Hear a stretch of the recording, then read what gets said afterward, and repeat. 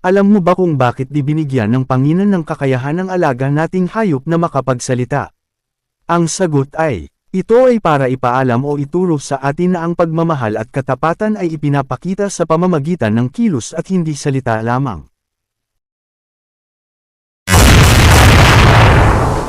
Alam mo ba kung bakit di binigyan ng Panginoon ng kakayahan ng alaga nating hayop na makapagsalita?